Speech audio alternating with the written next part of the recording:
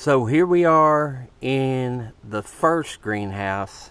Since I just put these up right before winter, I don't have a lot in here now. But as you can see, there are my Carolina Reapers. Them are my babies. This is the first year I grew them, and they are doing very, very well.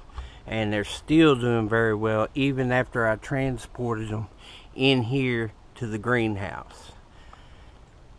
This is how I keep it warm in this greenhouse. I got a heat lamp there, and I have a heat lamp here.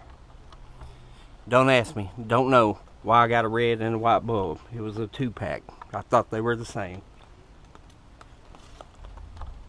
These right here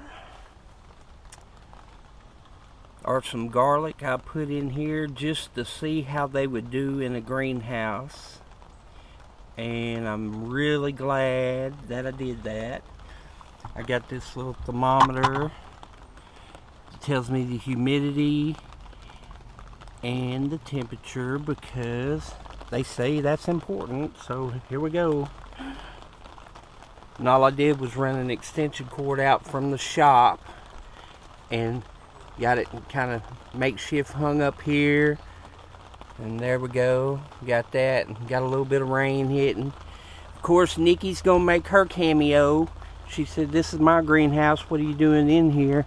So I'm going to walk you out to the second greenhouse that I have.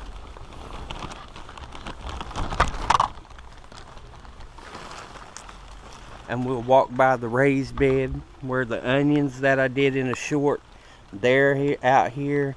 I got more garlic in that. I got garlic right here. I got garlic over there and over there. And that is the Tabasco plant that I'm trying to overwinter this year and see how that works out. Then we ease over here to this greenhouse and open the newly constructed blue door because the zippers on these doors are garbage. And then in this one, I just have a little space heater because I live in zone 7 and we've had a couple cold nights, but it hasn't really gotten that cold yet. And I was just wanting to try to show people what I'm doing, what I'm trying to do. And if you have any questions, ask. I will get back with you. These right here are some potatoes. One of them is Detroit Red. The other two are white russets. And these are my avocados. I did these in a short too. See how they're dying off a little bit here? Let me see if I can set this tripod up here.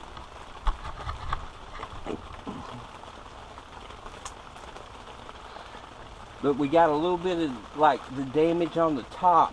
But from what I understand about avocados, even if they start dying off or they get frost damage on the top, or if you want to keep them at 5 feet, which is what I'm going to do, you can just trim the top and it'll keep growing. So I'm going to try that and I'll bring you an update on that also. And in this one, like I said, I got the heater, but I also put up these blue tarps. And for anybody that has the same size, the 7x10, 4x6 tarps will work for the short that I showed on how I take the screw and run it through the pipe before I put the top on. That way I can loop the tarps on. I think I got it in frame, I'm not sure. But that's all I did. And these particular ones did not come with the second purlin. So I took PVC and I went in here and I made another purlin. And I'm glad I did because we got a real heavy rain. And if they wouldn't have been there, this would have been not nice. But anyway, further back in here, got a little Cherokee purple tomato, got some growing in there. Got a thermometer in this one. Tells me what's going on. And these are my Alabama red okra. They started outside, and then I built the greenhouse around some of them to save them, and they're still putting off, and I'm like shocked because it's been pretty cool. This right here is a fig tree. I got a cutting from the extension office when I took a class, and it is growing pretty well. That right there is my aloe vera plant. I got that from an older friend, and I'm trying to grow that. This right here is a pimento pepper. That right there is a pimento pepper. That right there in that bucket is another Cherokee purple. I'm trying to grow tomatoes all winter long, and I really like the Cherokee purples. Move, Nick. Move. Hey kid, get out of the way. Scoot over. I ain't messing with your bed. These back here are some more pimento peppers, and you can see the ones closest to the side have started dying off, but that's okay because whatever peppers are on them, I'll let them go to seed, and then I'll have more seed this year. And I got a couple more buckets here, and there is another Cherokee purple that I have in the back corner because I had to test them in different areas to see how much heat and sunlight and everything they could get to continue to grow even during the winter. This right here is something pretty cool. This is a little solar, they say it's a solar dehydrator.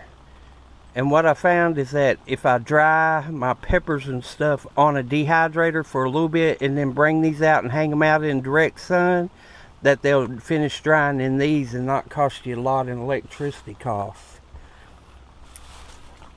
Down here we have leaves. Everybody was talking about bubble wrap and all this other stuff. All I did was I had plenty of leaves, so I just piled leaves all around the edges to keep it more insulated, better insulated. But anyway, this is going to be my very first long video. I hope you liked it. This is basically all I can show you in the rain. And yeah, that's basically going to be it for now. But